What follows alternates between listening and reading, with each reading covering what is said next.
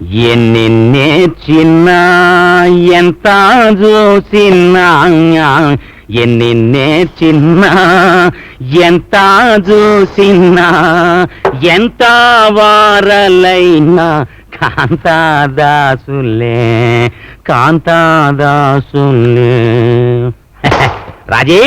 రాజేశ్వరి త్వరగా రాబోయ్, ఎంతసేపు రామకోటి. ఏటండి? అబ్బా, మడి చీరతో ఉన్నానండి, పిప్పి మామూలు చీర కట్టుకొస్తాను. విప్పుకొస్తే చాలు కదా, ప్రత్యేకముగా మామూలు చీర కట్టనేలా? ఆ పిదప నేను ఎలా అయినా నేను వచ్చినప్పుడు ఈ మడి తడి రామ కోటి సీత లక్ష రాయటం మానేమని ఎన్నిసార్లు చెప్పాలి? మానేస్తే ఎలాగేటి?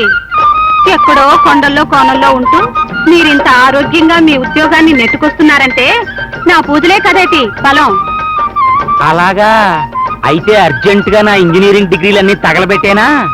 మన రవిగాడిని స్కూల్ మానిపించేసి ఆంజనేయ స్వామి గుళ్ళో అప్రెంటిస్ పూజారిగా చేర్చేయమంటావా? ఆడమ్మందని ఎంత చెప్పినా అర్థం కాదు.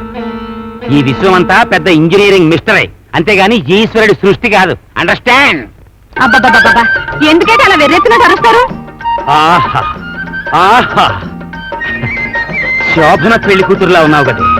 దా, దా, రావే నా డన్లప్ టైరు.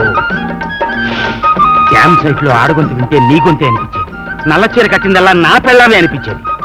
6 నెలలు అవుట్ స్టాండింగ్ ఏరియా. కమాన్. అంత బాధపడకపోతే నన్ను అక్కడ తీసుకెళ్ళకూడదు? అమ్మమ్మా, అలా అనుకో. అక్కడికి తీసుకెళ్లి రోజు కాపురం చేయట్లో లేదే మజా. విరహము కూడా సుఖమే కాదా. అబ్బబ్బబ్బా, ఆగండి, తలిపేసి వస్తాను. తలుపే కాదు, లైట్ కూడా ఆర్పేసాయి తొందరగా. విరహం విరహం నే తాళ్ళే.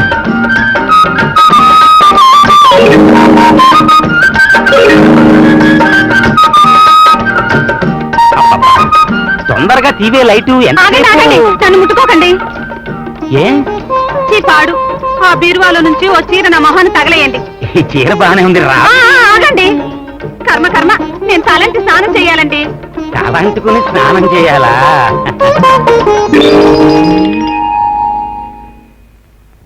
ఓసి నీ అమ్మ కడుపు మాడా.